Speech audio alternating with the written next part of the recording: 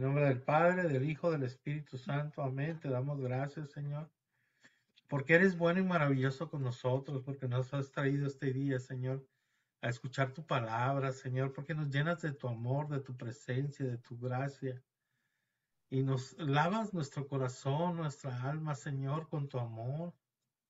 Nos llenas de tu amor, Señor, es maravilloso. Tu amor es maravilloso, tu presencia es maravillosa, tu gracia, Señor, gracias por poner en nuestros corazones ese deseo de conocerte, Señor. Haz que nuestros corazones ardan de amor, Señor.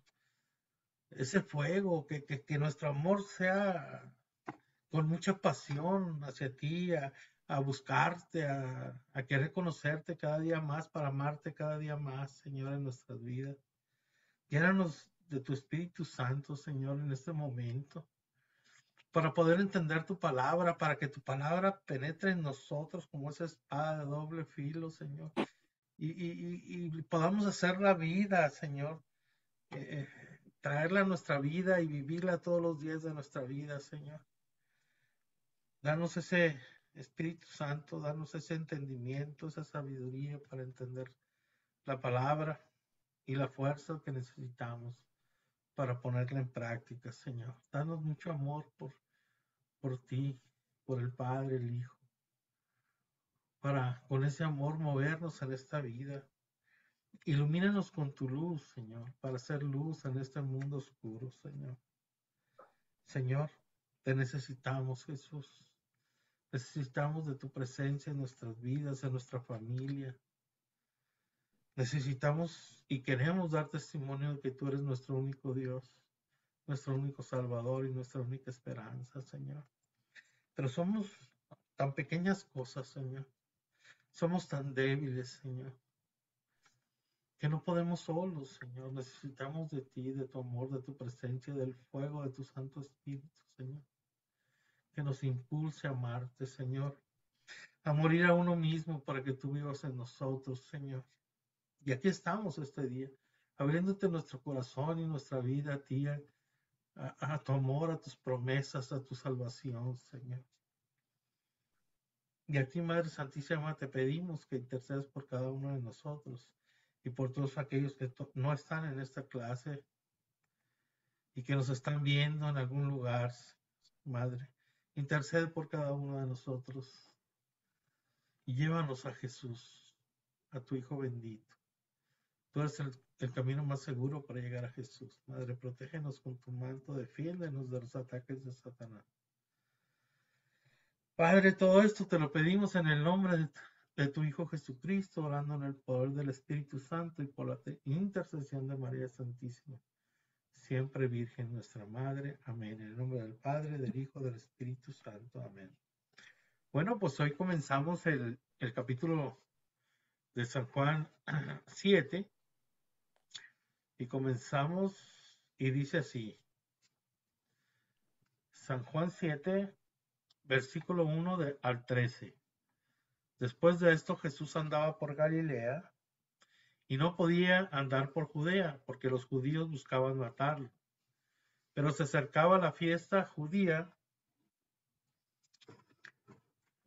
perdón, pero se acercaba la fiesta judía de las tiendas y le dijeron sus hermanos, sal de aquí y vete a Judea, para que también tus discípulos vean las obras que haces, pues nadie actúa en secreto cuando quiere ser conocido. Si haces estas cosas, muéstrate al mundo.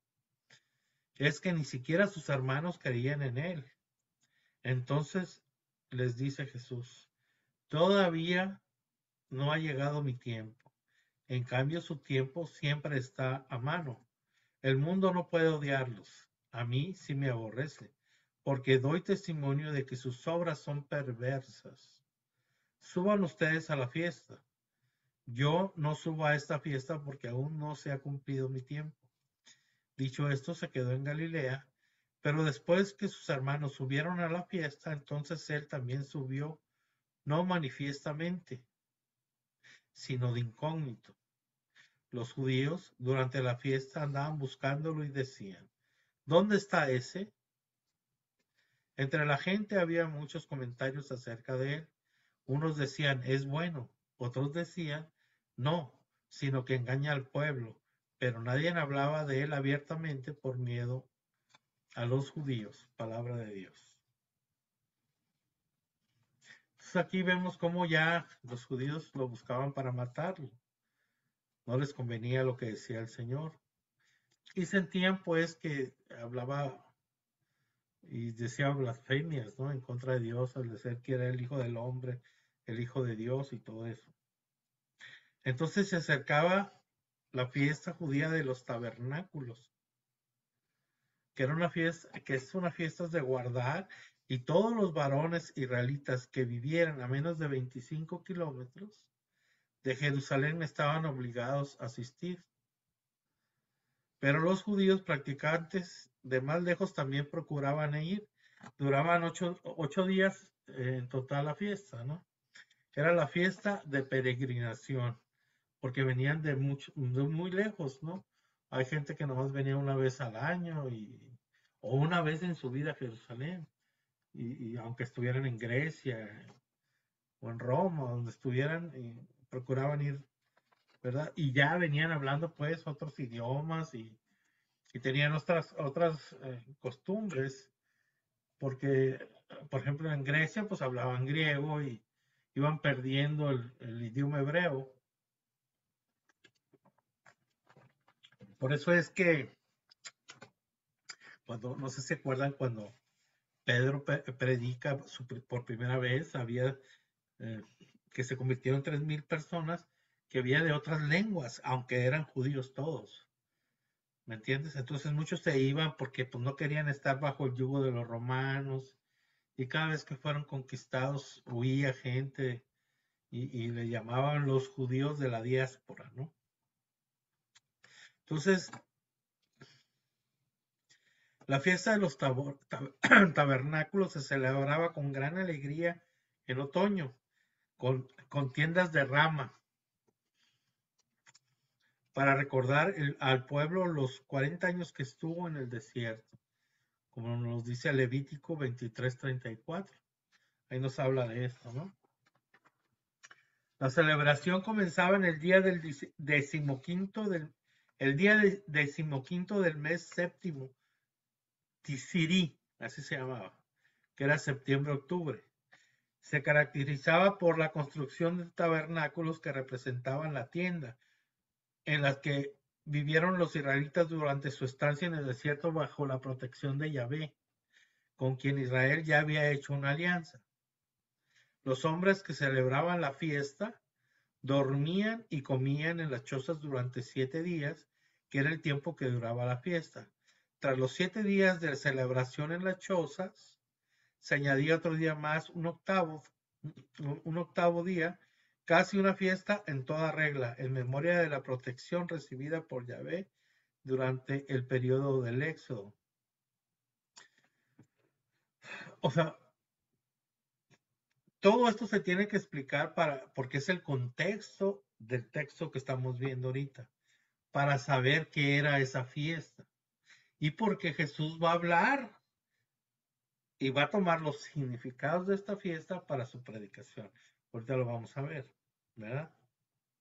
Entonces les estoy tratando de qué era la fiesta, más o menos, o sea, levemente, porque es muy largo para explicarlo todo. También se dedicaba este día a pedir una abundante lluvia como signo de que Dios seguía cuidando especialmente a su pueblo. En este marco temporal se desarrollaban 3 ritos principales. La ceremonia de libación, que era de agua al Señor, o sea, bajaban con las trompetas aquellas, los cuernos, todo muy ceremonioso, bajaban hasta la alberca o la piscina de Siloé y tomaban agua y se regresaban hasta el altar y, y la ponían en el altar, ¿no?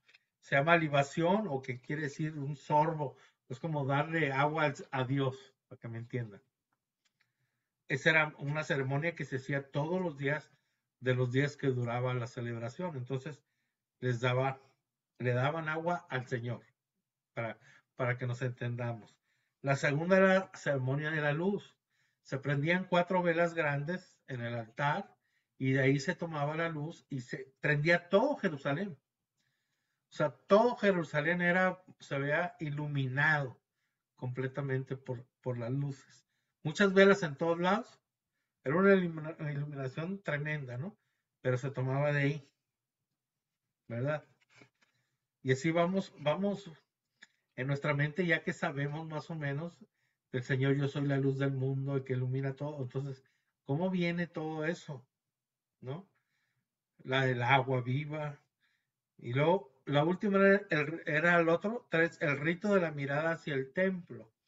O sea, ellos todos volteaban en un momento determinado hacia el templo, todos. Era para decirle, Señor, nosotros te miramos, nosotros no te damos la espalda, no nos vamos, estamos aquí, y te adoramos, ¿verdad? Estamos mirándote, no te damos la espalda. Era decir, los judíos, nosotros, Dios, no te damos la espalda. Nosotros, Yahvé, no te damos la espalda, ¿no?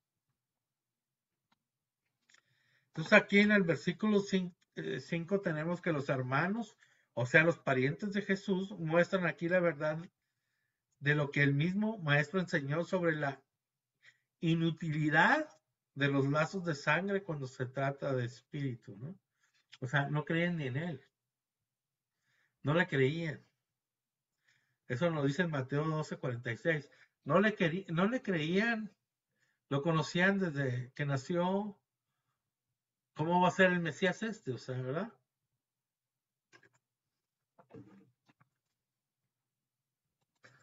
Entonces, eso nos muestra que les costó mucho trabajo, si sus primos, que eran los que le creyeron de un principio, como eh, Judas Tadeo, ¿y quién más era? Puta, está en inglés. ¿Quién anda por ahí? Hola, perdón, buenas tardes. Buenas tardes, tienes el micrófono encendido, se oye todo. Sí, perdón, gracias. Y hasta entonces, pues consuela pensar que más tarde se convirtieron esta familia de Jesús, según nos relata ya San Lucas en Hechos, en el libro de los Hechos de 1:14, ¿no? Aunque no creían, pues ya después creyeron. No importaba cuánto fueran en Jerusalén los hermanos de Jesús, porque no iban a pasar nada, o sea, no pasaba nada porque ellos fueran a la fiesta, ni se iba a notar su presencia ahí. Pero que fuera Jesús era algo muy diferente. Jesús tenía que escoger un momento porque cuando Él llega, suceden cosas, ¿no? Y lo estaban buscando para matarlo, entonces no quería comprometer también a la familia, por eso les dice, vayan ustedes primero, y Él va de incógnito, ¿no? Los fariseos odiaban a Jesús porque pasaba por sobre sus reglas y normas, ya ves que eran muy mezquinos en eso. Si Él tenía razón, ellos no la podían tener. Y amaban su propio sistema más de lo que amaban a Dios. O sea, los fariseos eran así, amaban su sistema. O sea, decía Dios no lo amaban, ellos trataban de cumplir las reglas que tenían y hacer cumplir a los demás las reglas, ¿no? Y los saduceos, pues eran un partido político, que los fariseos eran los maestros de la ley, los saduceos eran los políticos, eran como un partido político, y aunque no había más que ese, ¿verdad? Porque todos se regían sobre la Biblia, sobre lo que en aquel tiempo era el Antiguo Testamento, ¿no? Entonces los saduceos no observaban las reglas y normas de los fariseos, pero como eran muy ricos, o sea, tú sabes, se sentían superiores a todos, ¿no? Ellos colaboraban con los romanos, fíjense, con los que los estaban dominando y gozaban de una situación pues muy cómoda y lujosa, ¿no? Que tenían, su vida así era. No querían un Mesías, porque cuando viniera se desintegraría su posición política y se les acabaría a ellos los privilegios. Odiaban a Jesús porque interfería en sus intereses ya creados, que eran para ellos algo mucho más importante que las cosas de Dios. De repente, si nos ponemos a pensar nosotros en nuestra vida, cada uno, y cómo nos hemos preocupado por las cosas materiales. Y para Dios no tenemos tiempo. Dejamos de hacer muchas cosas que debíamos de hacer en el Señor porque las cosas materiales no nos dejan hacerlas. Ya nos sentimos muy cansados, ya trabajamos mucho para sacar más lana que necesitamos, todo, pero nos va consumiendo el tiempo y luego después ya no nos queda tiempo ni para darle gracias al Señor. Hay que tomarlo en cuenta también. Ellos estaban sobre la lana, aparte en esos tiempos es, si a ti te va bien, Dios está contigo. Así era en aquel tiempo. Si eres pobre, o estás enfermo, o eres viuda, o eres huérfano, o sea, Dios no te quiere porque eres pecador. Esa era en serio, la mentalidad que tenían ellos. Entonces ellos no decían nada por miedo a los judíos. No decían nada de Jesús bueno porque tenían miedo a los judíos. Pero no todos, ¿no? Es decir, a los jefes de la sinagoga y a los fariseos influyentes que querían matar a Jesús. Aquí vemos cómo es el miedo puede impedir que se proclamen las convicciones. Si, por ejemplo,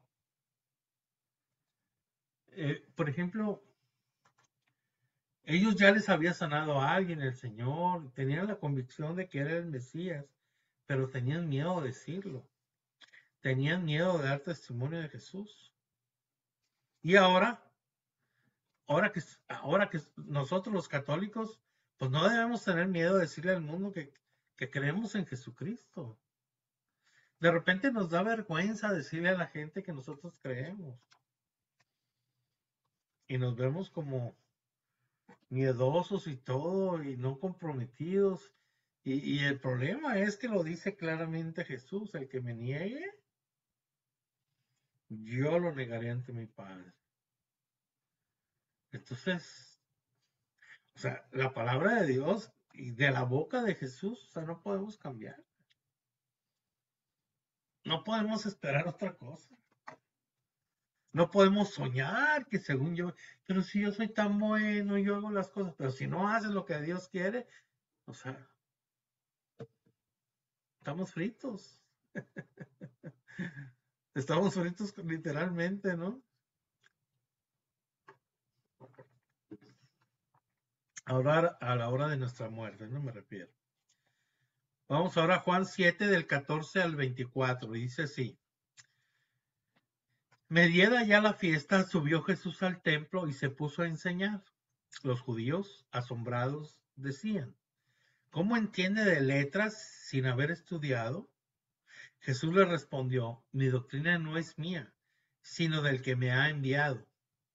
Si alguno quiere cumplir su voluntad, verá si mi doctrina es de Dios o hablo por mi cuenta. El que habla por su cuenta busca su propia gloria, pero el que busca la gloria del que le ha enviado, ese es veraz, y no hay impostura con él. ¿No es Moisés el que les dio la ley? ¿Y ninguno de ustedes cumple la ley? Ninguno de ustedes cumple la ley, dice el Señor. ¿Por qué quieren matarme? Respondió la gente. Tienes un demonio. ¿Quién quiere matarte? Jesús le respondió, una sola obra he hecho y todos se maravillan.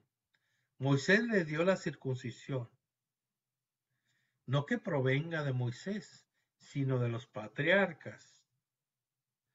Y circuncidan a uno en sábado. Si se circuncida a un hombre en sábado para no quebrantar la ley de Moisés, se irritan contra mí porque he devuelto la salud plena a un hombre en sábado. No juzguen según la apariencia, juzguen con juicio justo, palabra de Dios. Pues aquí tenemos que la costumbre era que no se permitía explicar las Sagradas Escrituras y hablar de la ley nada más que a los discípulos de maestros reconocidos, fariseos, doctores de la ley, ¿no? Y aquí estaba ese carpintero Galileo que no tenía estudios de ninguna clase y que se atrevía a citar y explicar Nada menos que lo que había dicho Moisés. Ahora, ustedes, porque ya estamos en el siglo XXI y lo vemos de otra perspectiva, pero imagínense a ellos. Ellos fariseos eran los expertos y que viniera un carpintero a hablarles. Pónganle que ustedes sean los expertos, los fariseos, y que venga cualquier ahí a hablarles de lo que ustedes son expertos. Entonces, también iban a proceder de la misma manera, ¿no? Es como si yo que no sé nada de medicina voy a decirle a un médico cómo operar, ¿no? Sin embargo, Jesús lo estaba haciendo. Aquí en el versículo, en el verso 17, aquí nos dice Jesús que promete la luz a todo el que va a buscar la verdad para conformar a ella su vida. Aquí está prometiendo la luz. Yo soy la luz del mundo. O sea, estamos hablando de la fiesta. Acuérdense que una de las cosas principales de la fiesta era eso, la luz. Está tomando de la fiesta para que lo entiendan, ¿no? Y eso mismo también nos lo dice en la primera carta de San Juan, capítulo 1, versículo del 5 al 7. Está aquí, pues, dice toda la apologética de Jesús. El que con rectitud escucha la palabra divina no podrá resistirle, porque jamás hombre alguno habló como este. O sea, mandan a la gente a buscar a Jesús, los sicarios que mandan a buscar a Jesús. ¿Y qué pasa? Pues se dan cuenta que habla de una manera tremenda el Señor, ¿no? Y les toca los corazones.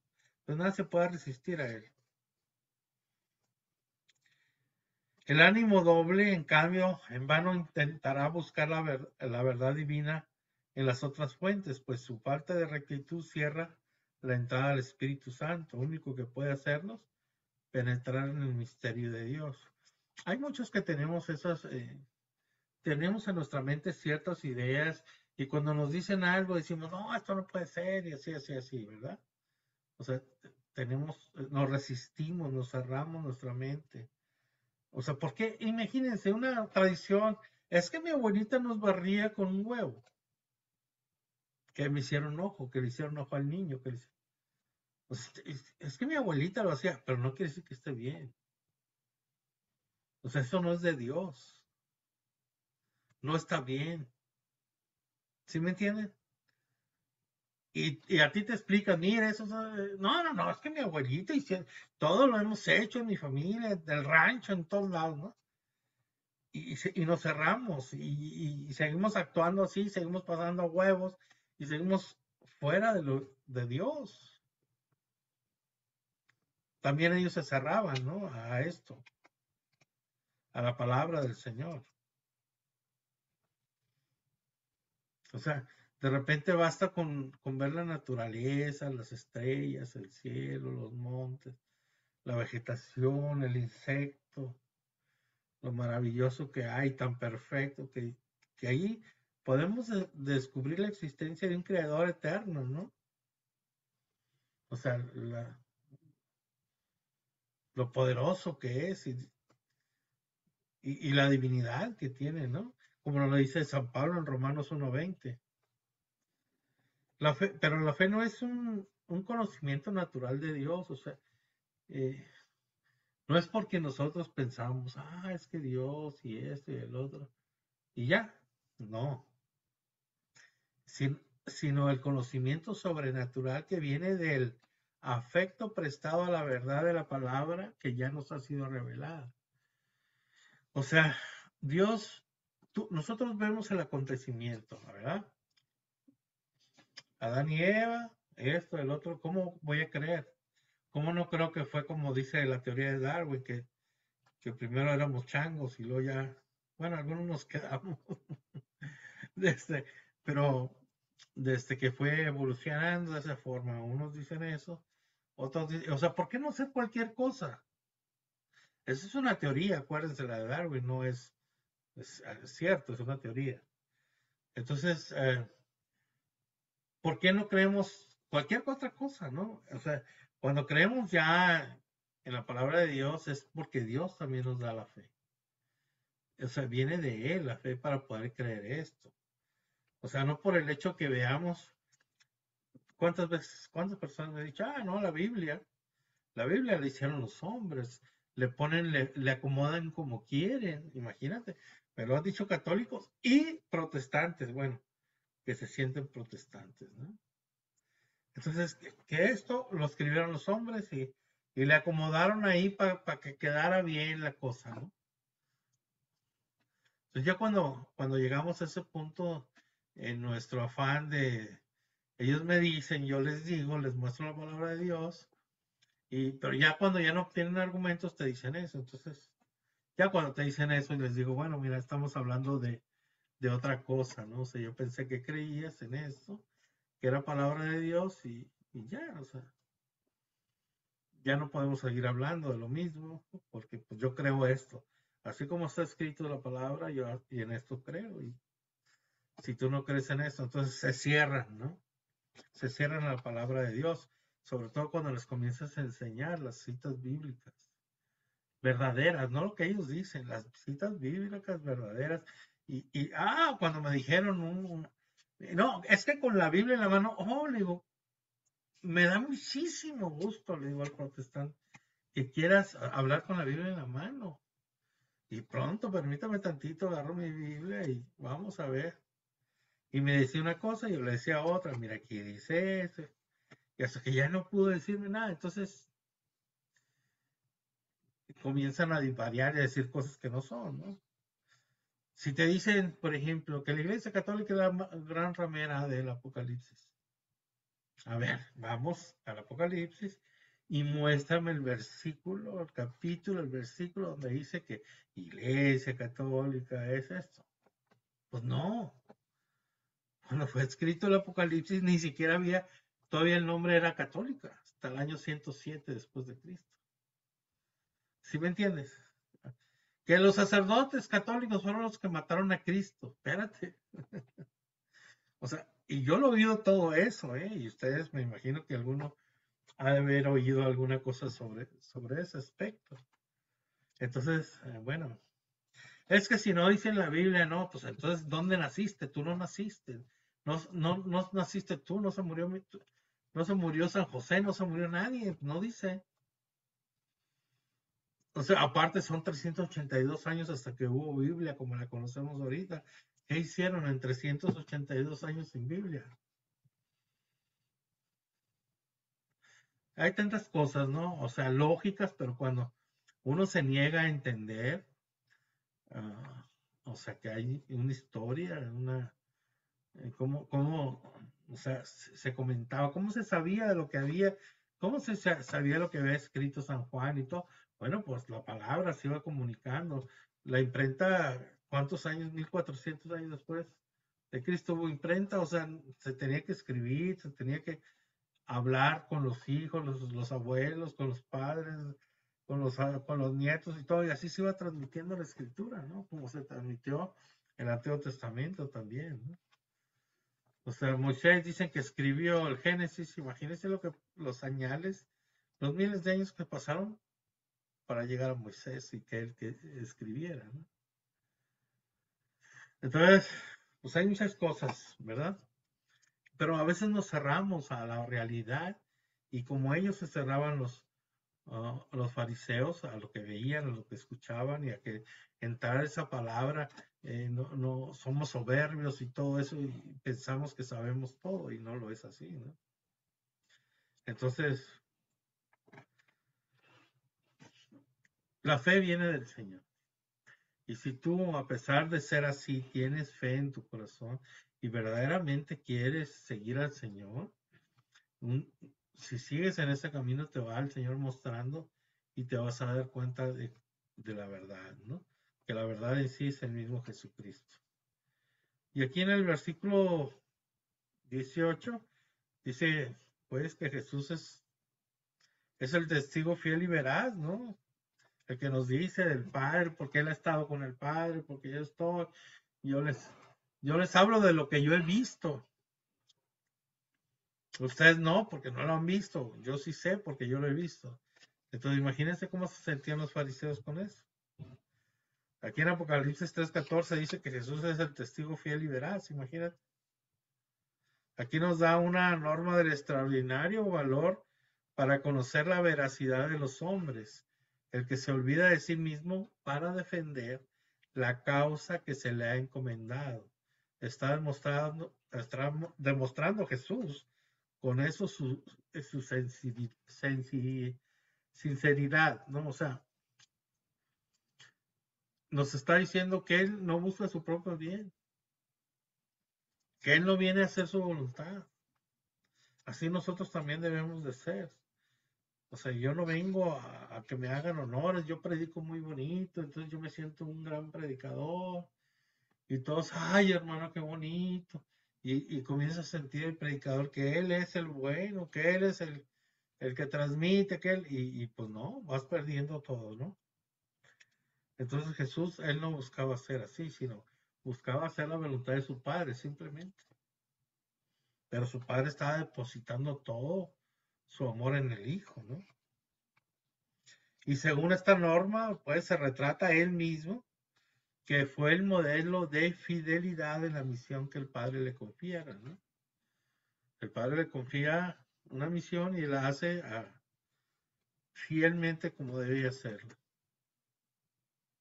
Y aquí Jesús nos da una verdad, ¿no? Solo los que hacen la voluntad de Dios pueden comprender de veras su enseñanza. Esto no es una verdad teológica, que le tengas que pensar mucho, sino universal. Aprendemos haciendo las cosas, ¿no? Aprendemos tratando ya de cambiar nuestra vida, de convertirnos al Señor, y vamos aprendiendo poco a poco a ser santos, a ser mejores cada día. Ya no estamos incultos en el aspecto, estamos tratando, nos faltan fuerzas, las vamos haciendo, pero vamos aprendiendo a hacerlo, ¿no? A la conversión, a cómo hacer las cosas. No podemos esperar hasta comprenderlo todo para ponerlo por obras. No puedo ser santo yo para después de ser santo me pongo a predicar la palabra, a visitar al enfermo. No, o sea, no, lo tenemos como conforme vamos avanzando, lo vamos haciendo, ¿no? Porque si no, nunca vamos a empezar a hacerlo. Es que yo necesito ser más bueno para predicar, es que yo necesito ser más bueno para hablarle a mi gente de Jesús. Es que yo soy muy malo, necesito ser más bueno para llevar la palabra de Dios a los demás. Y eso no, o sea, tenemos que estar luchando en nuestra vida diaria y también haciendo las cosas que tenemos que hacer. Y al hacer esas cosas, el Señor nos va dando más fortaleza para nuestro cambio, para nuestra conversión. Pero si empezamos a hacer la voluntad de Dios hasta donde la conocemos, la verdad de Dios se nos hará más y más clara, caminando, no esperando ser santos, sino vamos aprendiendo del Señor y vamos poniéndolo en práctica y hacer lo que tenemos que hacer como hijos de Dios, ¿no? Viendo siempre qué es lo que quiere el Padre, la salvación de los hombres, qué es lo que quiere el Hijo, la salvación de los hombres, quién le va a llevar el Evangelio, la buena nueva, la palabra de Dios a los demás. Si tú no lo haces, ¿qué más? O sea, si no se convierten es porque no lo han oído, no han escuchado esa palabra con poder. Entonces necesitamos nosotros llevar esa palabra que ya tenemos en nuestro corazón, ese amor del Señor, esa experiencia de Jesús, ese conocimiento que vamos adquiriendo del Señor a los demás, para compartirlos. De eso se trata esto. En el verso 19 Jesús trae aquí un recuerdo que resulta toda una ironía, pues cuando el pueblo recibió a Moisés, la ley hizo, o sea, Moisés recibió la ley y la hizo como si él fuera el que la hizo. La veían hacia el pueblo. Moisés, wow, lo máximo. Como él, o sea, ya no miraban a Dios, miraban a Moisés, al hombre. ¿Sí me entienden? O sea, ya se estaban olvidando de Dios, lo veían, wow, ya estaban idolatrando a Moisés, ¿no? O sea, lo veían como un solo hombre, grandes promesas de cumplir todas las palabras del Señor, que lo dice en Éxodo 24:3. Y ahora sí, el Mesías les muestra que ni uno de ellas la cumple. O sea, ninguno de ellos cumple la palabra de Dios que les dio por medio de Moisés, ni la que les dio Moisés, no la están cumpliendo, ¿verdad? Y aquí una sola, cuando les dice en el versículo 21, una sola obra han visto de mí. Y él alude aquí al milagro de la curación del enfermo de 38 años enfermo, realizada en el día sábado. Esto que nos dice acá San Juan en el capítulo 5, versículos del 1 al 9. Entonces lo están hostigando a él porque había sanado a un enfermo el día sábado, que se supone que el día sábado no hacían nada a ellos, ¿no?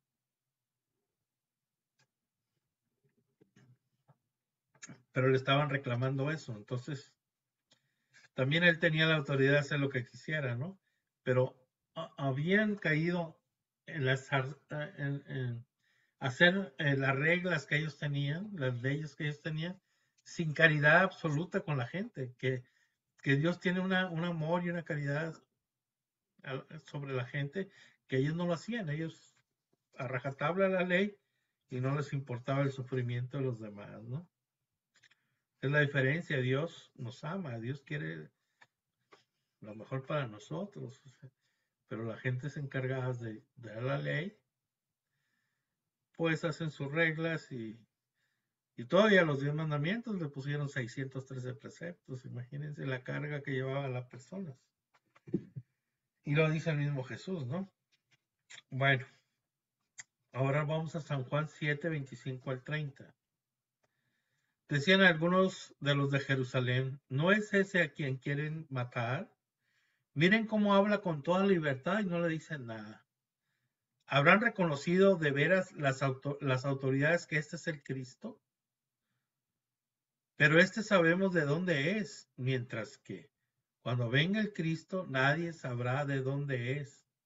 Gritó pues Jesús enseñando en el templo y diciendo, me conocen a mí, saben de dónde estoy, pero yo no he venido por mi cuenta, sino que es veraz el que me ha enviado, pero ustedes no le conocen. Yo le conozco porque vengo de él y él es el que me ha enviado. Querían pues detenerlo, pero nadie le echó mano porque todavía no había llegado su hora, palabra de Dios. Pues estos judíos usaban un tono despectivo, no esperaban que Mesías, después de nacer en Belén, del linaje del rey David, aparecería con poder y majestad para tomar posesión de su reino. También creían erróneamente que Jesús era de Nazaret. O sea, por eso no quisieron ver en él al Mesías. Mas a pesar de las palabras y hechos con que él puso en evidencia quién era, que se cumplía en su persona, todos los anuncios de los profetas nunca procuraron averiguar con exactitud dónde había nacido. No obstante, lo que se había hecho en público, como nos dice Mateo 2 al 6. O sea, la ignorancia, la ignorancia. Ven porque viene de Nazaret, le dicen que es Galileo, que viene de Galilea, que es como si fuera un estado y adentro estaba la ciudad o el pueblito de Nazaret. ¿Qué cosa puede venir de Nazaret? Pero no sabían que había nacido en Belén y que venía del linaje de David. Entonces hablamos así, la ignorancia, y a veces decimos tantas cosas, por eso dicen que la ignorancia es atrevida. También en la palabra de Dios decimos cada cosa, he escuchado cada cosa por ignorancia que se dice y la dicen como si nada, o sea, que dices tú, wow, ¿no? Y lo he oído dentro de la iglesia, lo he oído a catequistas y lo he oído también en protestantes. O sea, esto no es, o sea, ignorancia el que no sabe y dice y habla como si sabe, pues se cometen muchos errores. Ahora más calladito me veo más bonito si no sé, ¿verdad? Aquí en el versículo 28, pues Jesús insiste sobre la necesidad de conocer a Dios como Padre suyo, pues Israel ignoraba entonces el misterio de la Trinidad, del Padre, Hijo y Espíritu Santo. O sea que David tuviese un hijo. O sea, y se ignoraba. Ellos esperaban al hijo de David, de la descendencia de David, que naciera en Belén, pero ellos no sabían que Jesús era todo eso, por ignorancia. En el verso 30 dice: los fariseos querían detenerlo y no el pueblo, pues muchos creyeron en él, en contraste con los jefes, ¿no? Hasta aquí, pues, a Jesús lo tenían las autoridades como un revolucionario que quebrantaba el sábado. O sea, lo que era ya para ellos un crimen considerable, ¿no? Pero desde ahora ya no sería culpable solo de quebrantar el sábado, sino del pecado de blasfemia. Tal como ellos lo veían, Jesús hablaba de Israel y de Dios de una manera que ningún ser humano tenía derecho a emplear. O sea, ya era, estaba blasfemando, ya ahí ya lo podías matar a pedradas, ¿verdad? O sea, a veces de repente necesitamos ponernos en el lugar de los fariseos. ¿Cuál era su situación? O sea, ¿qué es lo que creían ellos? Y que alguien viniera después de tantos años, después de Moisés, a decirles esos. ¿Cuántos años pasaron para que nació Moisés? Cuando Moisés y cuando nació Jesús, como 1230 años por ahí. Entonces, haz de cuenta que ellos, los fariseos comenzaron a hacer rutinas, le inventaban esto, le ponían esto y más reglas y esto y el otro. Y al final, ya los 10 mandamientos y todo ya era diferente a lo que Dios quería decirle a su pueblo. Y viene Jesús a esclarecer el Antiguo Testamento, ¿no? Al decirle qué quería decir Dios por medio de los profetas, no lo que ellos creían, no lo que ellos decían, ¿no? ¿Verdad? O sea, lo que Dios quiso decirles. Sin embargo, también hay que acordarse que el pueblo por ejemplo, con Abraham, cuando el Señor lo escoge, pues era una forma de ser, o sea, no había escritura, no había tantas cosas, o sea, era diferente cómo fue evolucionando la humanidad después. Entonces, en ese desenvolvimiento, pues fueron aprovechándose e interpretar la Biblia como lo hacemos hoy, y por eso hay tantas sectas que cada quien interpreta la palabra de Dios, la misma palabra de Dios, de forma diferente, ¿no? O sea, gracias a Dios nosotros los católicos tenemos una doctrina y nos guiamos por la doctrina que viene desde los apóstoles hasta acá. Amén. Juan 7, 31, 36 dice así: y muchos entre la gente creyeron en él y decían: cuando venga el Cristo, ¿hará más signos que los que ha hecho este? Se enteraron los fariseos que la gente hacía estos comentarios acerca de él y enviaron guardias a detenerlo. Entonces él dijo: todavía un poco de tiempo estaré con ustedes y me voy al que me ha enviado. Me buscarán y no me encontrarán. Y donde yo esté, ustedes no pueden venir. Se decían entre sí los judíos: ¿a dónde se irá este que nosotros no lo podemos encontrar? ¿Se irá a los que vivían dispersos entre los griegos para enseñar a los griegos? ¿Quién es ese?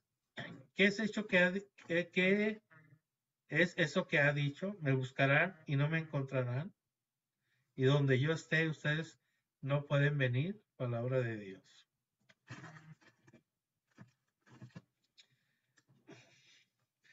Pues aquí vemos que Jesús quería decir que volvería al Padre, pero pues ellos no lo podían entender, ¿no? Pero sus oyentes pues no lo entendieron. Hacía muchos siglos, lo que les decía hace rato, que los judíos estaban, o sea, desparramados por todo el mundo y se les llamó y se llama hasta la fecha la diáspora, ¿no? Es la palabra que usa aquí la gente. ¿Será que Jesús va a venir a la diáspora entre los griegos? O sea, que también se iba a ir e iban a enseñarle allá a los griegos. Aquí dice Jesús en el verso 34, me buscarán, pero no me encontrarán. Y fíjese cómo dice, me buscarán y no me encontrarán. ¿Y qué se refiere? Porque mucho tiempo atrás el profeta Isaías había unido las dos frases en un dicho maravilloso. Busquen al Señor mientras pueda ser hallado. Y luego el Señor dice, me buscarán, pero no me encontrarán. Mientras pueda ser hallado. O sea, ya no lo van a hallar. Isaías 55:6 nos lo dice. O sea, lo que Jesús pues en sí les estaba diciendo es, pueden despertar a un sentimiento de su necesidad demasiado tarde. Y eso nos pasa a nosotros también. O sea, el deseo de Dios y, ay, mañana me convierto y mañana voy a misa y mañana, y no sabemos si vamos a vivir hasta mañana. Entonces ya va a ser demasiado tarde para nosotros. ¿Verdad?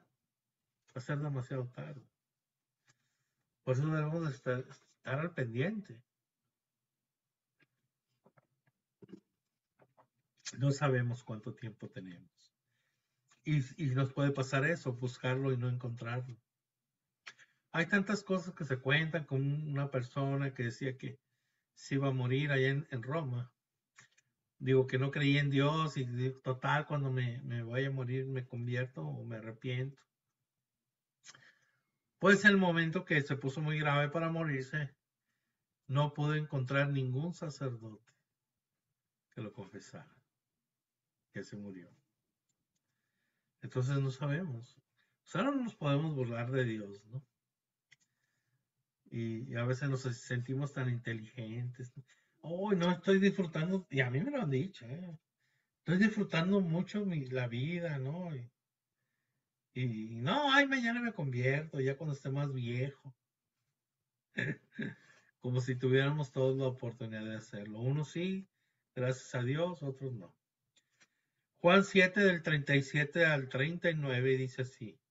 El último día de la fiesta, el más solemne, Jesús puesto de pie gritó, si alguno tiene sed, venga a mí y beberá el que cree en mí.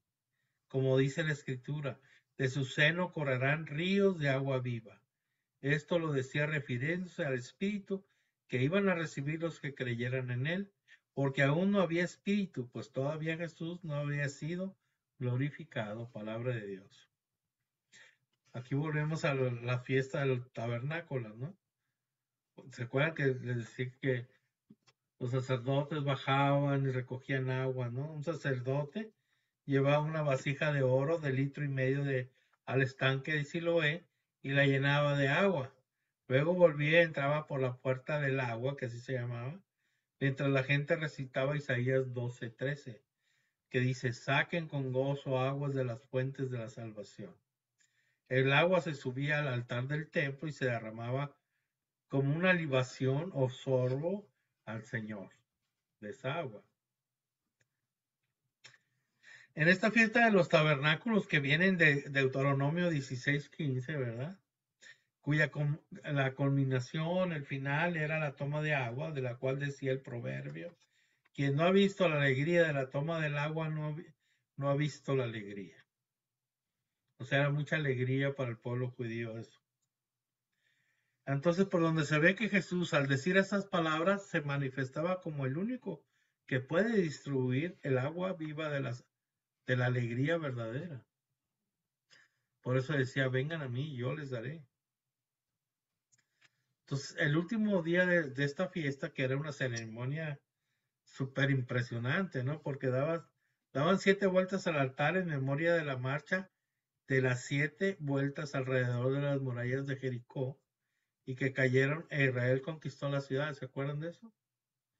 Cuando venían ya entrando a la tierra prometía, la que las veía del cerro de enfrente, un decir, del monte de Moisés, y que ahí muere y no cruza. Luego cruzan el Jordán y llegan ahí, y es la primera ciudad que había, pero estaba fortificada, ¿no? Y todo, y comenzaron a dar vueltas con los cuernos, las trompetas sonándolos, dieron 7 vueltas y se derrumbaron las murallas y pudieron conquistar los israelitas ahí, ¿no? A eso se refiere. En este contexto resonó la voz de Jesús: el que tenga sed, que venga a mí a beber. Estaba usando aquel momento para trasladar el pensamiento de la gente a la sed de Dios y de las cosas eternas. O sea, como el Señor está mostrando lo que está pasando y les dice, o sea, ustedes vienen a darle agua al Señor, pero yo les daré agua. Todo el que venga a mí no tendrá sed, ¿no? Aquí también en el versículo 39, pues nos dice que todavía Jesús no había sido glorificado. El Espíritu Santo que Jesús resucitado anunció como promesa al Padre, cuando vemos San Lucas 24:49 o Hechos 1:4, ¿no? Para consolarnos, como lo había dicho él, bajó en Pentecostés, que lo vemos en Hechos 2:1 y subsiguientes, después de la ascensión de Jesús. Es decir, solo cuando él, glorificado a la diestra del Padre, lo imploró para nosotros, vino el Espíritu Santo. O sea, sí venía el Espíritu Santo a los profetas, a San Juan Bautista, ¿no? O sea, a los profetas. Y así el Señor les mostraba cosas, visiones, les hablaba a ellos, ¿verdad? Entonces, pero no generalmente como ahora lo recibimos en el bautismo, ¿verdad? Y si no vemos grandes obras del Espíritu Santo en nuestra vida, es porque nosotros no lo dejamos actuar. Ya lo tenemos. Pero hemos ido acumulando pecados en nuestra vida, hemos sido muy nosotros y no hemos disminuido para que el Espíritu Santo se manifieste, y nos falta oración, o sea, darle alimento a nuestro espíritu para que pueda estar fuerte y poder controlar el cuerpo. Y con la ayuda del Espíritu Santo lo podemos hacer, pero necesitamos que nuestro espíritu también esté fuerte con la oración, con la comunión, tomando la Eucaristía, todos los sacramentos, todo, ¿no? Que es algo en conjunto para poder estar con el Señor, y la oración personal es muy importante. Acuérdese que dice el Señor que cuando menos ni una hora pudieron, le dijo a sus apóstoles, ninguna hora pudieron estar despiertos, orando. O sea, se sintió abandonado el Señor. Ahora nosotros vamos a ver si podemos aguantar una hora orando, que sería lo mejor que podíamos hacer, cuando menos una hora, ¿no? Con el reloj en la mano, poderlo hacer. Juan 7:40-53. Muchos entre la gente que le habían oído estas palabras decían, este es verdaderamente el profeta. Otros decían, este es el Cristo. Pero otros replicaban, ¿acaso va a venir de Galilea el Cristo?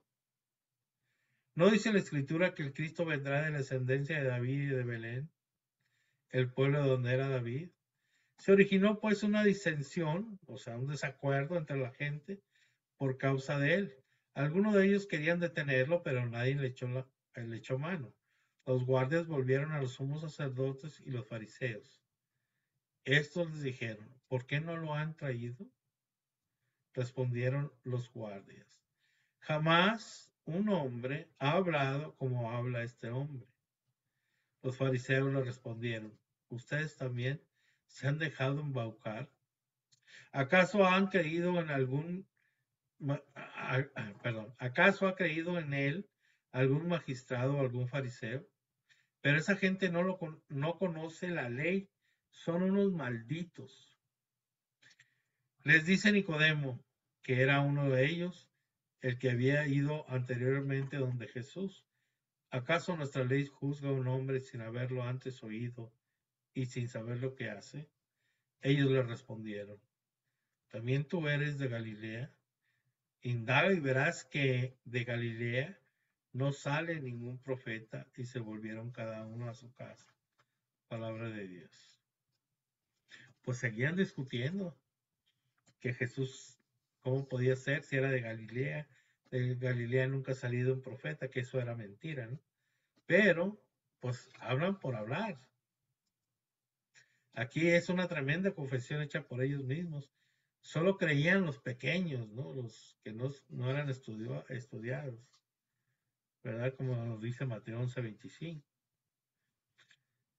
A quien ellos los jefes legítimos, pero apóstatas, o sea, apóstatas porque estaban de su fe, despreciaban como ignorantes, porque ellos se habían guardado la llave de las escrituras y no entraban ni dejaban entrar a la gente, como nos dice Lucas 11:52.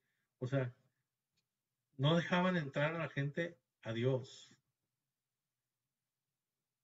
ni ellos mismos entraban, ¿no? La defensa del Señor por parte de Nicodemo es fruto de su conversión nocturna con el Señor, como lo vemos aquí en el capítulo 3.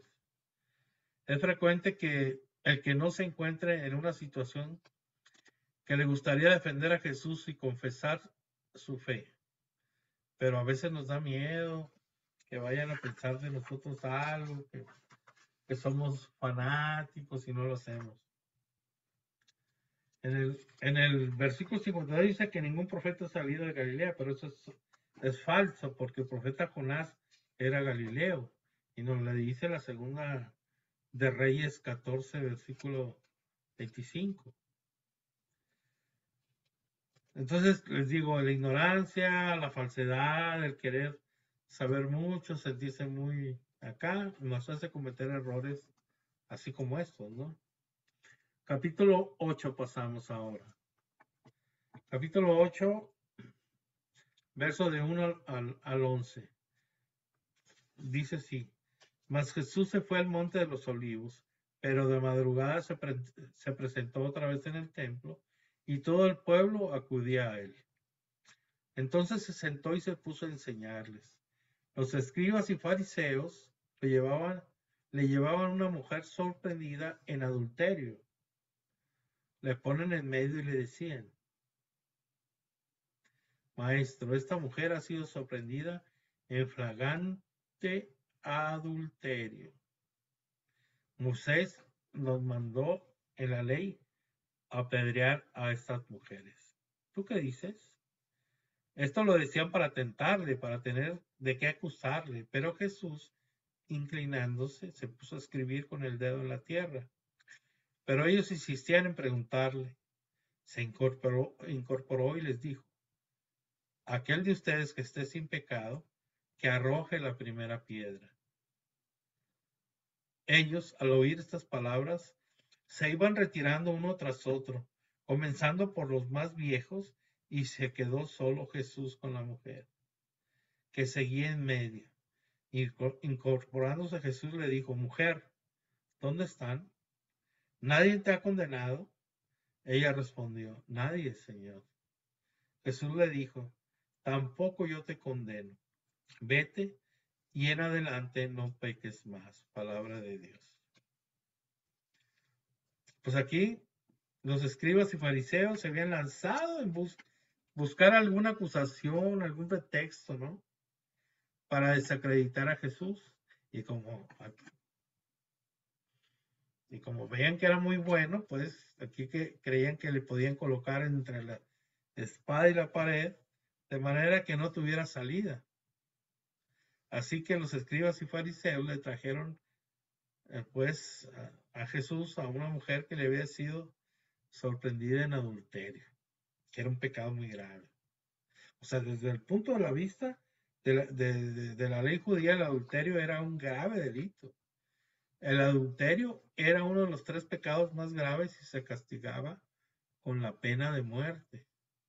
Nos dice Levítico 20:10 y Deuteronomio 22, 26 al 24, pero aquí lo que no les dicen ellos es que también al hombre adúltero se le apedreaba. ¿Y dónde estaba? ¿Dónde estaba el hombre? Porque tenía que estar con un hombre. ¿Sí me entienden? Entonces, ¿el hombre dónde está? Aquí Jesús él se dio la vuelta al juicio de tal manera que hizo recaer la acusación en contra de los acusadores. O sea, les volteó la tortilla aquí el Señor, ¿no? Querían molestarlo a él, pero con lo que les dijo, ¿verdad? El que tenga, el que no tenga pecado, el que no tenga pecado que tire la primera piedra, pues les volteó a ellos, ¿no?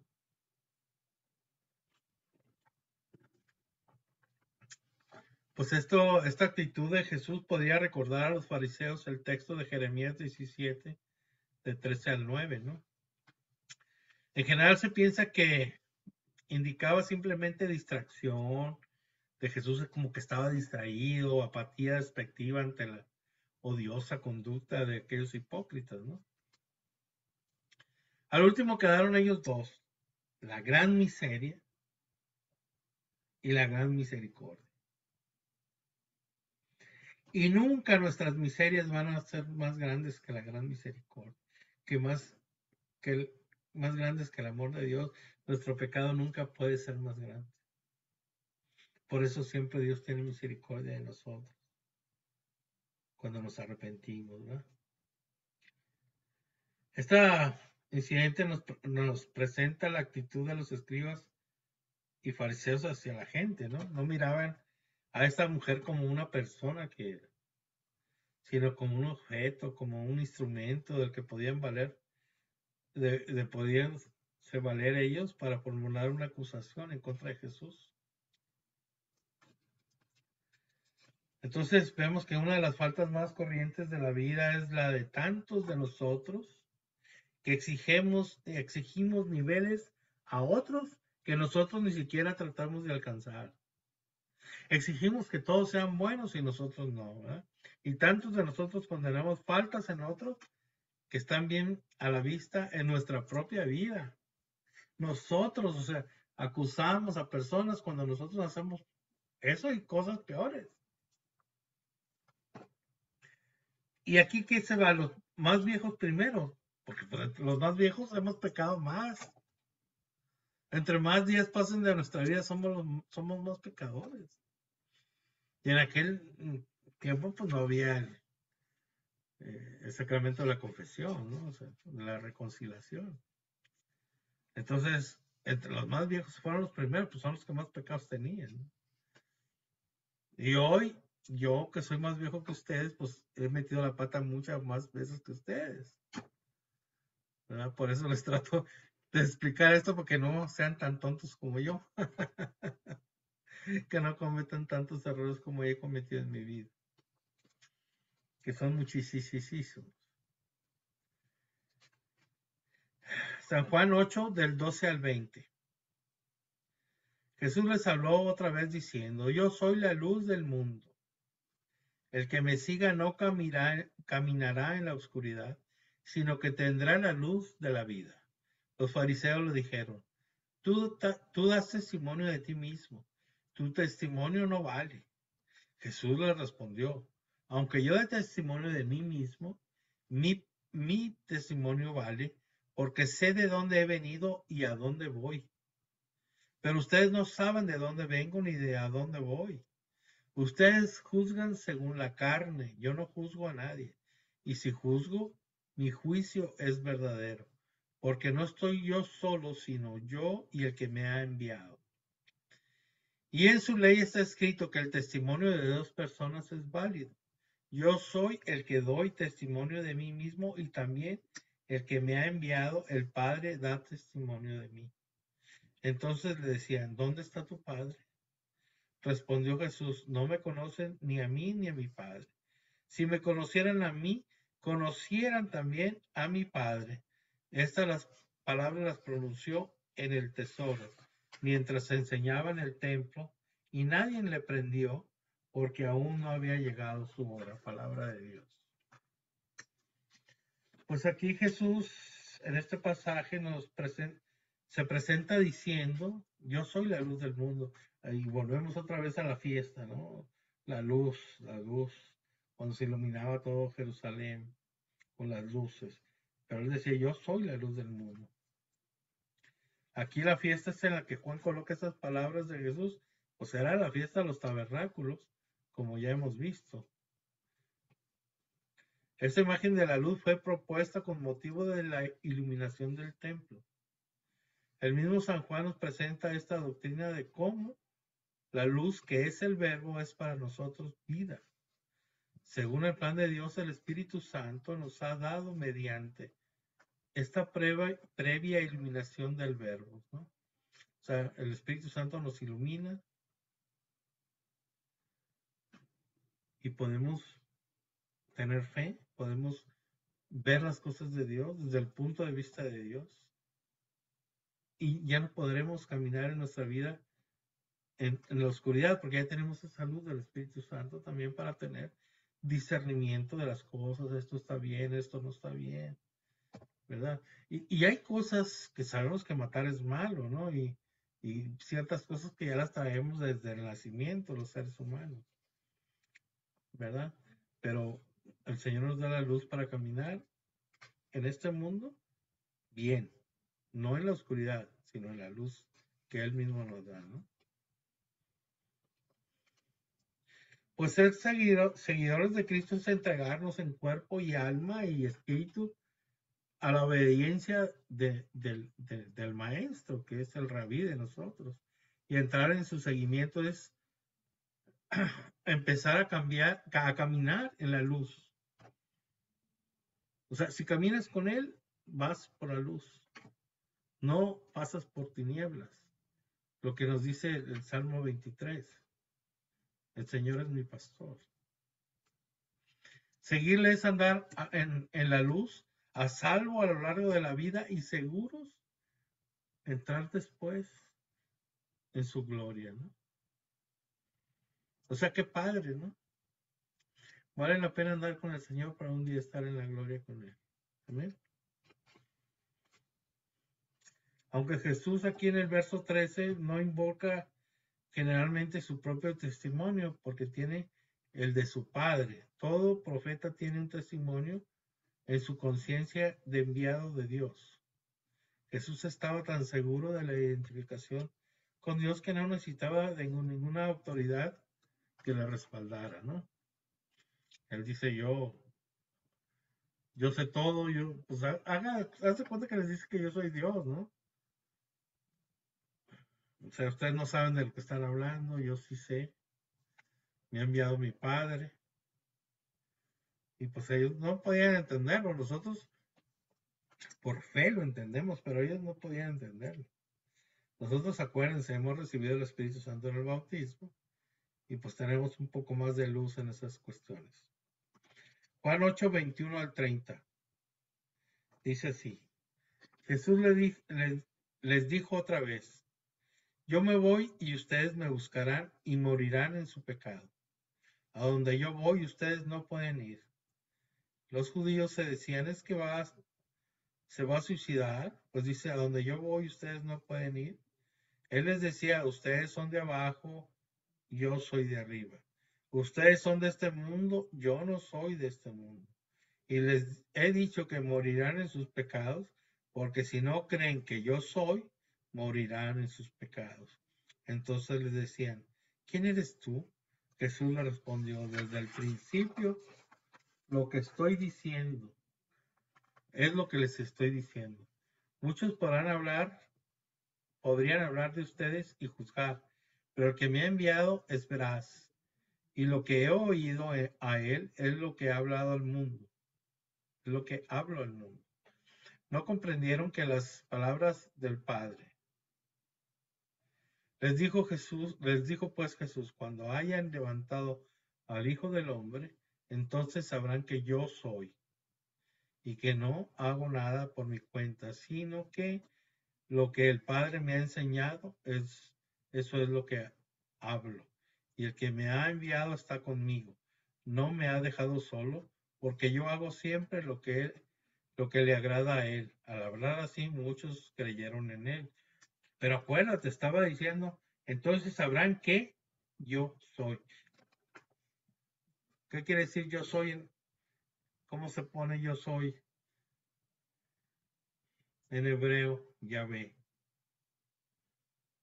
Cuando dice yo soy, está diciendo que Él es Dios.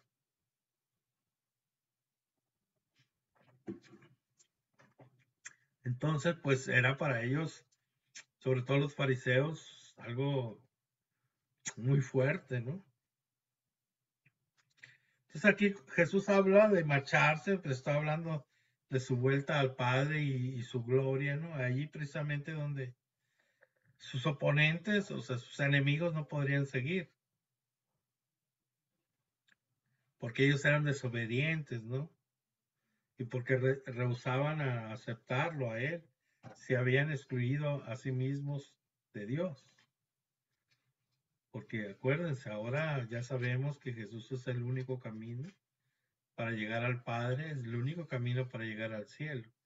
Pero en ese tiempo no se sabía que había un hijo, no se sabía que Jesús era eso, sino lo estaba predicando, pero nadie le creía.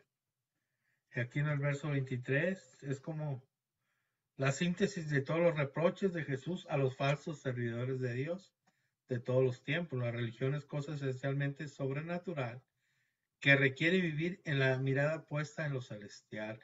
Y así nos lo dice San Pablo en Colosenses 3:1, Hebreos 9:12, 10:22 y así. Es decir, o sea, en el misterio de Dios, ¿no?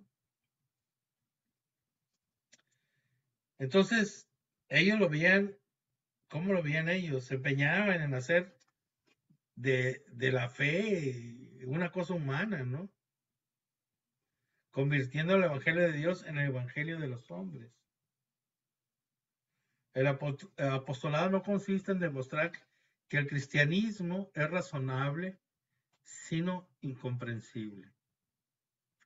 ¿Se acuerdan que habíamos dicho, por ejemplo, cuando comenzamos el Evangelio, les dije, este Evangelio es diferente a los otros tres, a los sinópticos?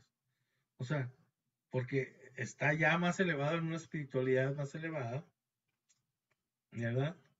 Entonces, si los otros evangelios te decían que la fe es incomprensible, que viene de Dios, que no podemos comprender todos los misterios de Dios, aquí, ¿verdad? Nos está hablando de eso. O sea, que no podemos razonar para entender el evangelio, sino necesitamos ser espirituales y en el espíritu de Dios nos va a dar la claridad de sus misterios. Depende de cuánta cercanía, depende de cuánto estamos metidos en el mismo corazón de Jesús para poder conocer sus secretos. Y solamente así podemos hacerlo cuando nuestro corazón quiere seguirlo, quiere amarlo, pero a veces sabemos que no podemos ser como a lo mejor como él quisiera. A veces decimos, no, ser mejores tal vez, ¿verdad? Pero estamos ahí, estamos luchando todos los días por serlo y poco a poco vamos descubriendo esos misterios de Dios, ¿verdad? Como dice San Pablo, me llevó hasta el tercer cielo. O sea, cuando dice San Pablo que Dios lo llevó hasta el tercer cielo, imagínense lo que descubrió en el tercer cielo. O sea, ¿sí me entienden? O sea, vamos conociendo los misterios de Dios conforme vayamos creciendo en la espiritualidad, en la oración y en todo nuestro cambio de vida, ¿no?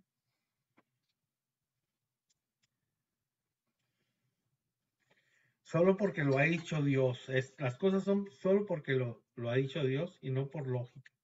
Podemos creer que se oculta a los sabios lo que revela a los pequeños. A estos sabios que están hablando, los fariseos que se sabían toda la Biblia, que eran doctores de la ley, que le decían al pueblo cómo aplicar la ley en las vidas, no lo podían ver. Porque ellos sumaban 2 más 2 son 4, más 2 son 6.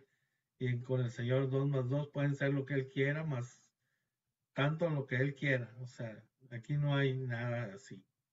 Está fuera de nuestra mente, fuera de nuestro raciocinio, ¿verdad? Las cosas de Dios son espirituales. Cuando dice aquí en el verso 24, mueren en sus pecados. Primero el verbo 21 se refiere en singular. Acuérdense, lo vimos. El pecado por excelencia de la sinagoga. Al pecado por excelencia de la sinagoga.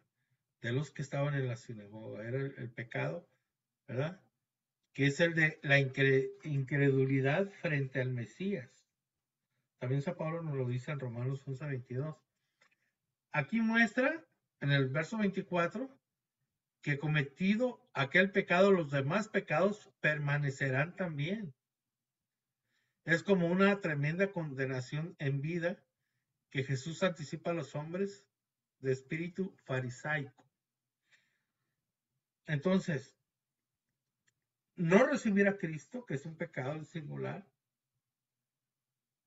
Los demás pecados, ya al no recibir a Cristo, al no reconocer a Cristo, los demás pecados, se quedan en nosotros, todos. Porque no estamos reconociendo a Cristo nuestro Salvador. Y vamos a tener ese espíritu farisaico de decir, poner reglas, y a todo el mundo debe hacer las reglas menos uno, o así, ¿no? Somos muy cuadrados. Cuando el Espíritu de Dios sopla en nosotros, pone las cosas patas para arriba lo que pensamos, ¿no? Y es una realidad tremenda. Aquí tenemos en el verso 18 el anuncio de la crucifixión que va a abrir los ojos de muchos, evidentemente después de la muerte de Jesús, como lo dice Mateo 27:54, Marcos 15:38, Lucas 23:47. Dice, y en particular, después de la venida del Espíritu Santo, muchísimos creyeron en Cristo como testimonio del amor del Padre que lo enviaba. Si bien la conversión de todo Israel solo está anunciada para él cuando vuelva. Así que si quieren ver cuando se viene el Señor de vuelta, pues todo el pueblo de Israel se tiene que convertir, ¿verdad? Y lo dice Mateo 23:39. Cuando ya todos los judíos no tengan la religión judía, sino que sean católicos o cristianos, o no sé si todos católicos, entonces el Señor va a venir. Y vamos orando para que eso pase, para que venga pronto, porque no sabemos si vaya a haber fe cuando regrese. Lo dice en su palabra, ¿se acuerdan? ¿Quién sabe si haya fe cuando regrese? Y pues, dice Jesús, de mí mismo no hago nada.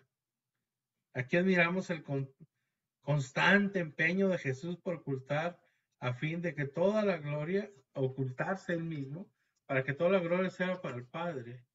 Así nosotros debemos de ser, tratar de ocultarnos, ser humildes, para que toda la gloria sea para Él. ¿Cómo va a decir? ¿Cómo puede usar a Martín, que es un pecador, esto y el otro? ¿Puede Martín hablar o dar clases o orar por gente o lo que sea? Entonces, ¿cómo ese pecador? Pues entonces eso es para que vean que no es por Martín las cosas. La obra de Dios no es porque Martín sea santo, sino porque Dios ama a los demás y quiere manifestarse a través de Martín porque le da su gana.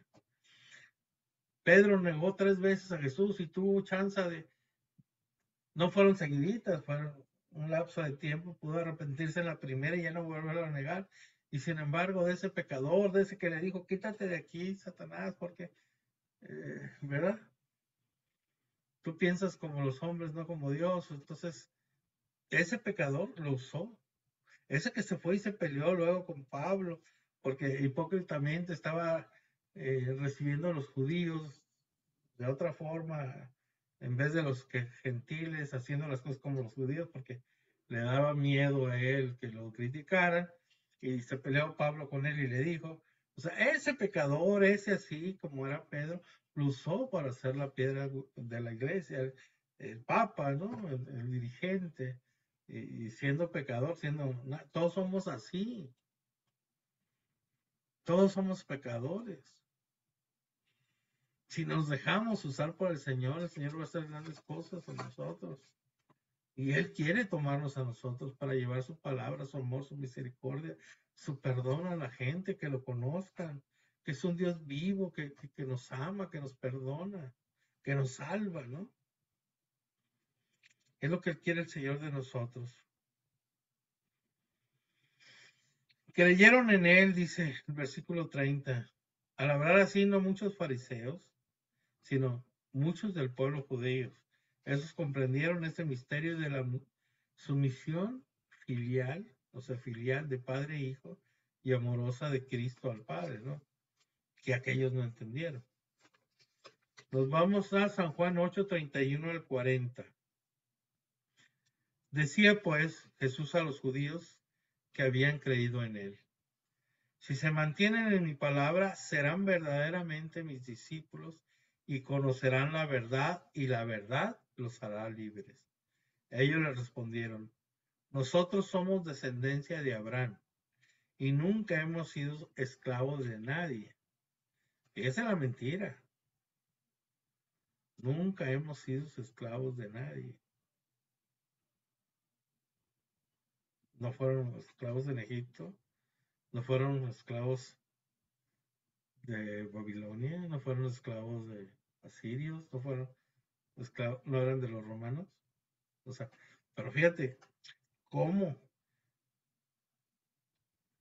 Nunca hemos sido esclavos de nadie. ¿Cómo dices tú? Se harán libres.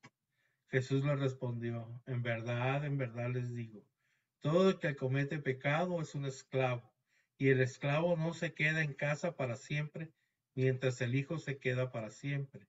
Si pues el Hijo les da la libertad, serán realmente libres. Yo sé que ustedes son descendencia de Abraham, pero tratan de matarme, porque mi palabra no prende en ustedes. Yo hablo lo que he visto junto a mi Padre, y ustedes hacen lo que han oído de su padre. Ellos le respondieron: nuestro padre es Abraham.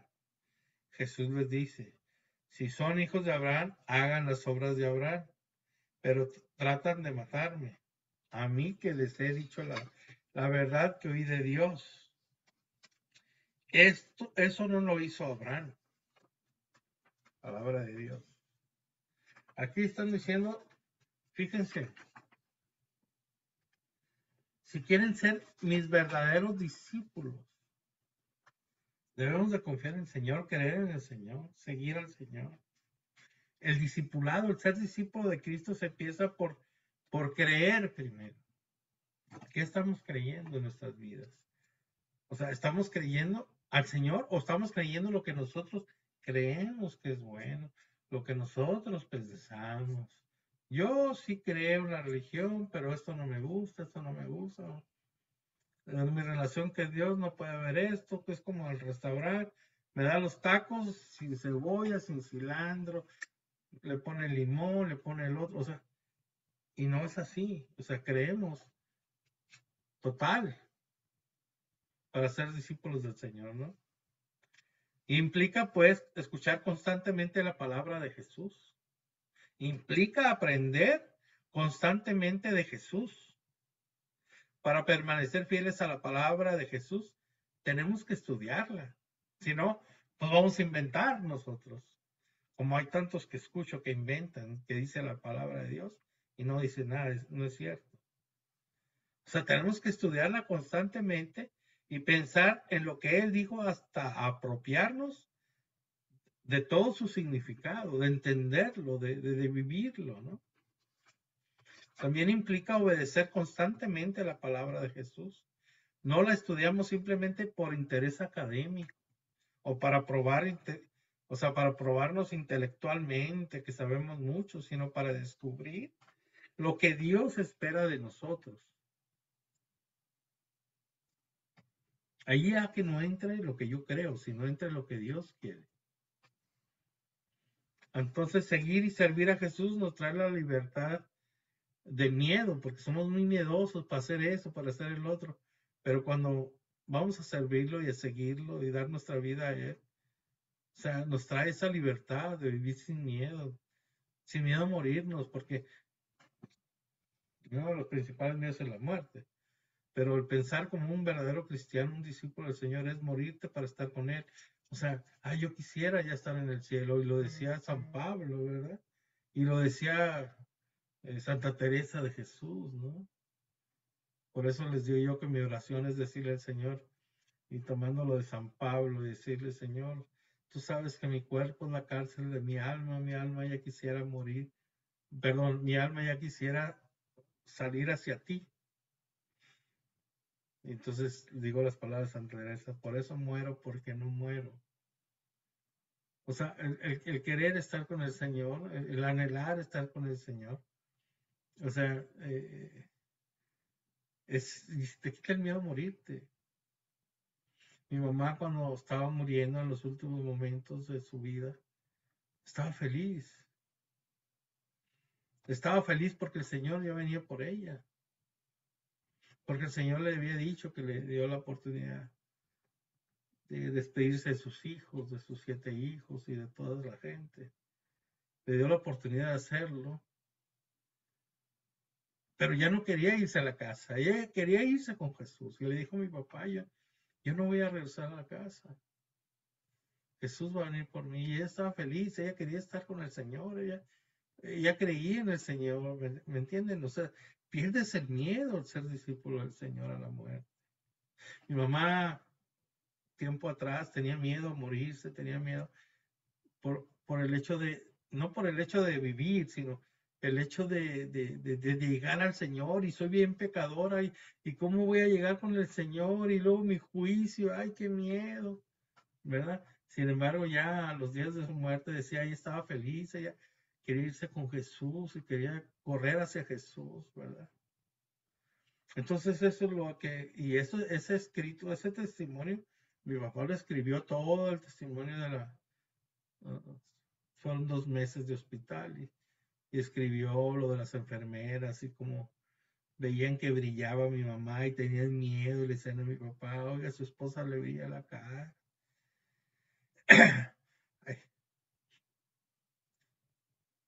Como el cuarto se iluminaba, ¿no?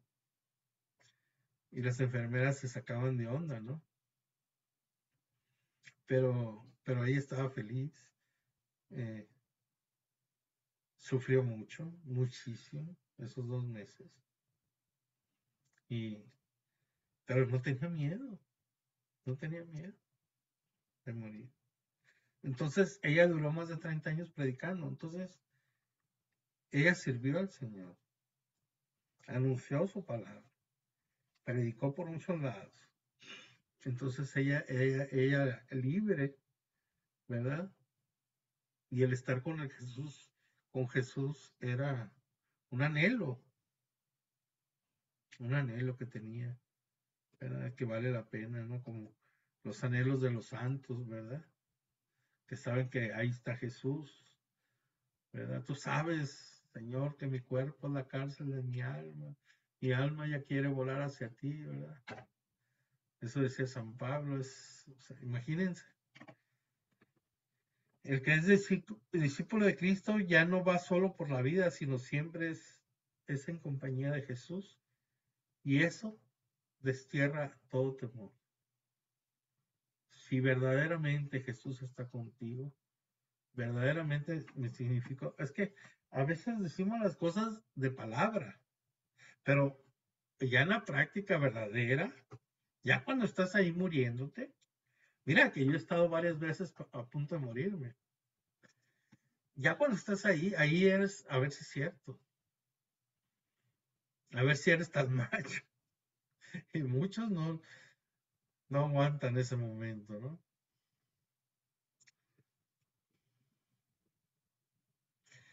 Dice el Señor, si permanezcan en mi palabra, como si dijera, si mi palabra permanece en ustedes.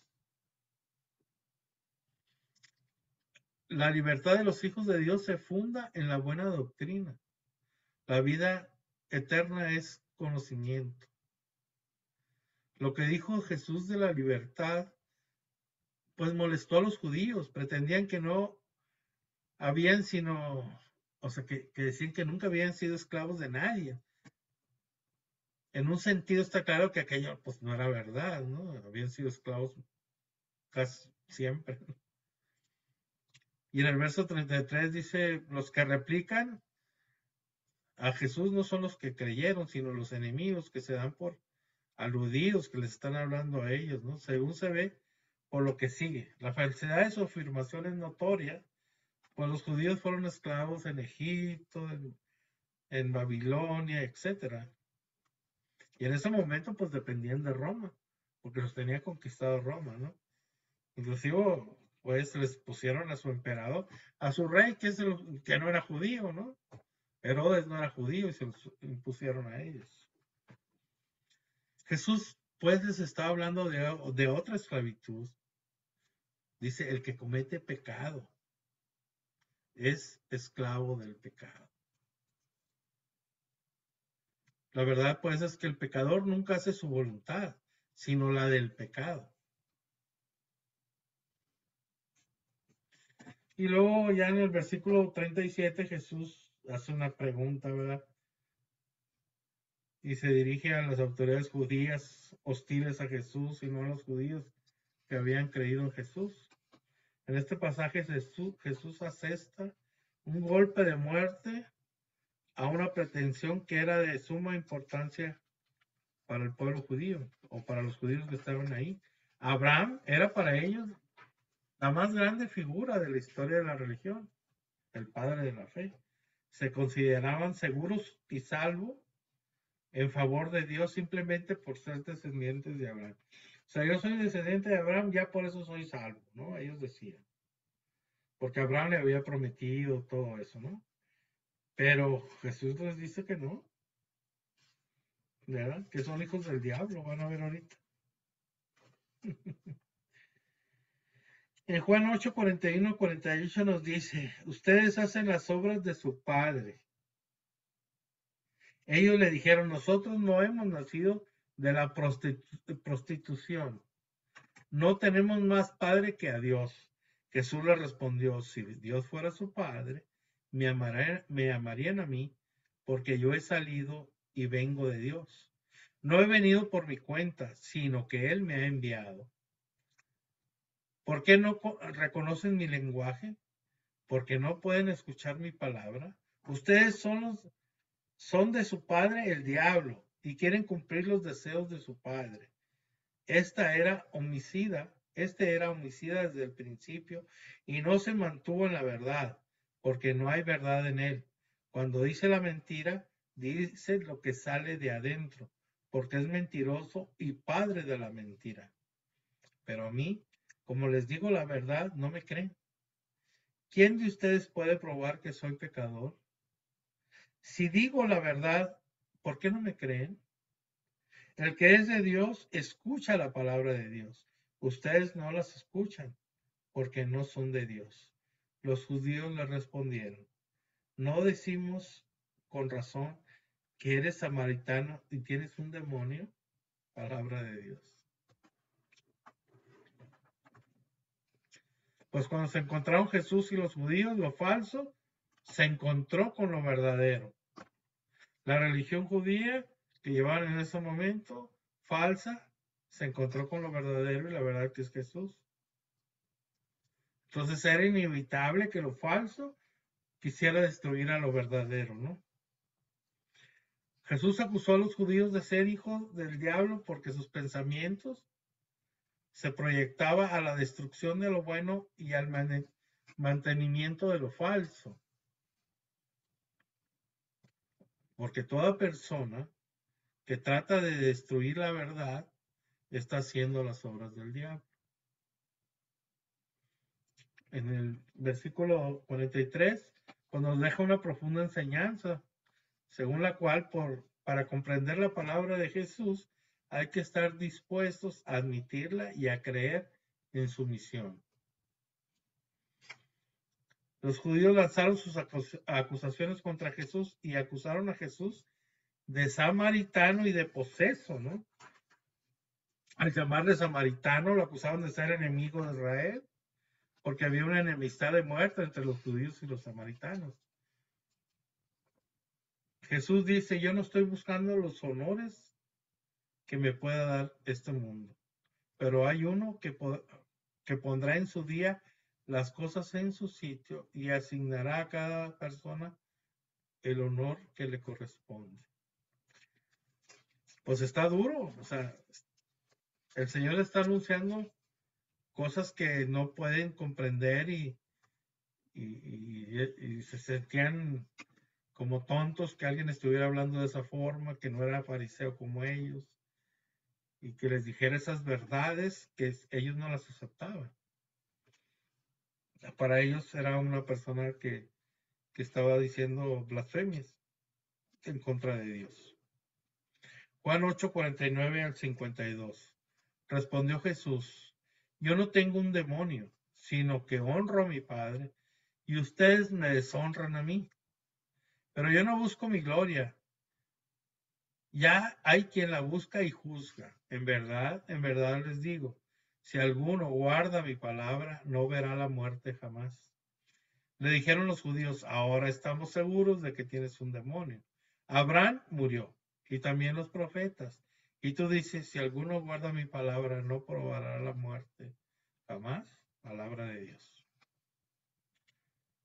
Pues tenemos aquí en el versículo 50 que dice: no busco mi gloria. Dice: el único merecedor de ser glorificado por el Padre, él, el único. Antes había dicho: no busco mi voluntad. O sea, Jesús obra todo el tiempo como un hijo pequeño, ¿no? Y ejemplar frente al Padre.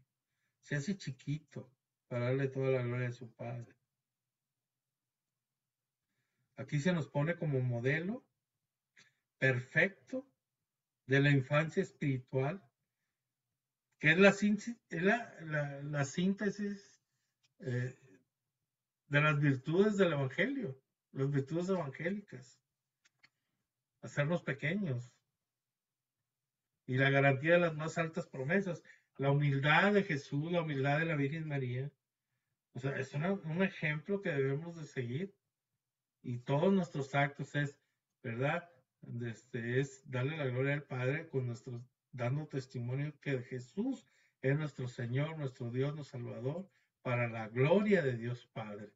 Ahí es cuando nosotros vivimos como tal, creyendo como tal, y todos los días de nuestra vida creyendo eso, que Jesús es nuestro Dios, nuestro Señor, nuestro Salvador, para la gloria de Dios Padre, porque vivimos así y damos testimonio al mundo que Jesús es nuestro Señor, para darle gloria al Padre. Porque esa gloria que Jesús pedirá al Padre consistirá precisamente en poder darnos vida eterna, es decir, librar de la muerte de los que guardamos su palabra. De una cosa estaba seguro Jesús: a fin de cuentas es Dios el que protege el honor de los suyos. Dios nos protege cuando verdaderamente queremos seguirlo, cuando verdaderamente ponemos todo nuestro corazón, nuestros esfuerzos para convertirnos a Él y darle a nuestro Padre ese lugar que merece. El primer lugar de todos nuestros pensamientos, nuestras actitudes, nuestra forma de vivir, siempre el Padre, como Jesús. Amén. Juan 8, 53 al 59. ¿Eres tú acaso más grande que nuestro padre Abraham, que murió? También los profetas murieron. ¿Por quién te tienes a ti mismo? Jesús respondió: si yo me glorificara a mí mismo, mi gloria no valdría nada. Es mi Padre quien me glorifica, de quien ustedes dicen: Él es nuestro Dios, y sin embargo no le conocen. Yo sí le conozco, y si dijera que no lo conozco, sería un mentiroso como ustedes. Pero yo le conozco y guardo su palabra. Su padre Abraham se regocijó pensando en ver mi día. Lo vio y se alegró. Entonces los judíos le dijeron: ¿aún no tienes 50 años y has visto a Abraham? Jesús le respondió: en verdad les digo, antes de que Abraham existiera, yo soy. Entonces tomaron piedras para tirárselas, pero Jesús se ocultó y salió del templo. Palabra de Dios. Pues Jesús presenta aquí un concepto de que el que guarde su palabra nunca conocerá la muerte. Esto escandaliza a los judíos, ¿no? ¿Quién es ese Jesús para colocarse por encima de los grandes profetas, los grandes de la fe del pueblo, ¿no? Pero este concepto dice, el que guarde su palabra nunca conocerá la muerte. O sea, nosotros debemos de guardar su palabra. Pero no significa que agarremos la palabra de Dios y la escondamos, sino la tomamos y la vivimos. Y en la forma de cómo la vivimos, estamos guardando su palabra. Jesús en el verso 54 dice, si yo me glorifico, es decir, si yo me glorificase y fuera orgulloso como ustedes pretenden, mi gloria sería falsa. La única manera de nosotros llegar a un conocimiento pleno de la mente y del corazón de Dios es por medio de Jesús. Solo en Él se encuentra el todo completo de la verdad, porque solo en Él vemos a Dios como es en realidad. A veces yo les he dicho, ¿no? Que si vemos a Jesús, si viéramos al Padre, el Espíritu Santo, a Jesús, veríamos al rostro de Jesús, porque ese es el rostro del Padre, ¿no? También al mirar a Jesús, podemos decir, así como Dios quiere que yo viva, así cuando lo vemos a Él, cuando vemos su vida, así es como Dios quiere que yo viva. Contemplar la vida de Jesús, es decir, esto es servir a Dios. Lo que Él hizo, servir a su Padre, servir a Dios. Tenemos ese ejemplo para tomarlo en cuenta y tratar de hacerlo como Él, ¿verdad? En el verso 58 dice que Él es, yo soy, o sea, es un presente insólito, ¿no? Que expresa una existencia eterna, fuera del tiempo. Dice, antes que Abraham yo soy, ¿verdad? O sea, quiere decir que yo he existido siempre.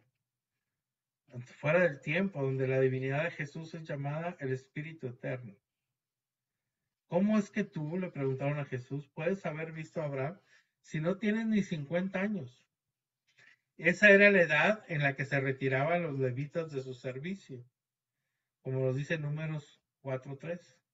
Se comprende que le estaban haciendo burla, porque habrían sido igualmente absurdo el suponer que hubiera conocido a Abraham, aunque hubiera tenido una edad mucho mayor, ¿no? Entonces es una burla. Pues en Jesús vemos no simplemente un hombre que nació, vivió y murió.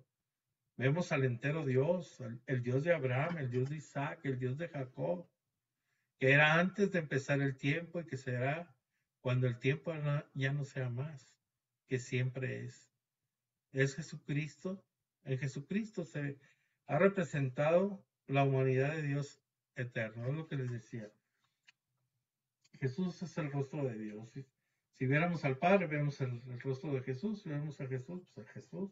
Si vemos al Espíritu, veremos tres Jesús en uno, porque es el rostro de Dios. Amén. Pues vamos a las dudas.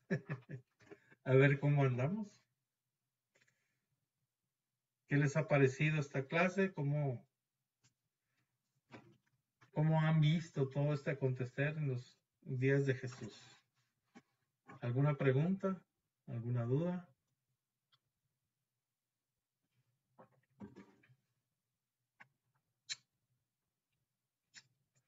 O sea, quedó muy claro, ¿verdad?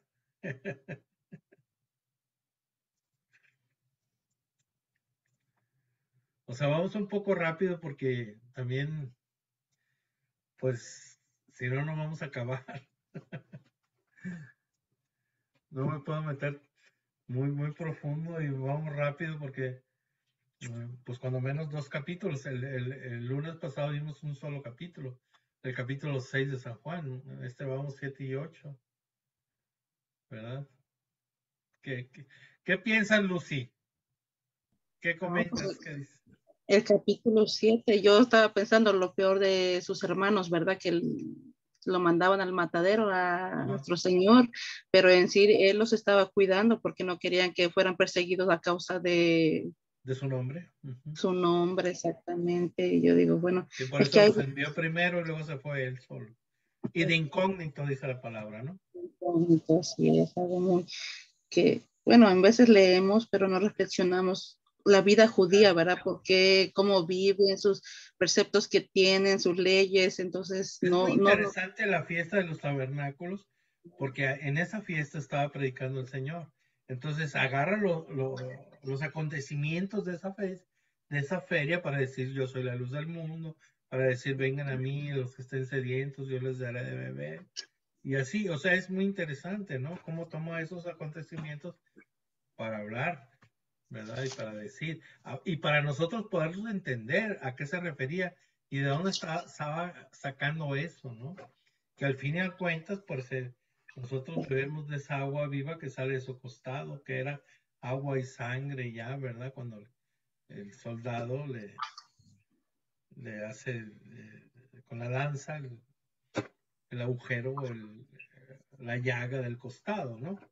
Y que sale esa agua viva que salta hasta la vida eterna, sale de su costado, de su corazón, ¿no? Pero, y nos da de beber, o sea, y es como toda el agua que le da el pueblo a Dios, Él nos la regresa y nos da de beber, pero un agua que no tendremos sed, ¿no? Que salta hasta la vida eterna. Es algo muy, muy, muy grande, ¿no? Y cómo y toma aquí, los ejemplos para que el pueblo le entienda lo que les está diciendo, ¿no?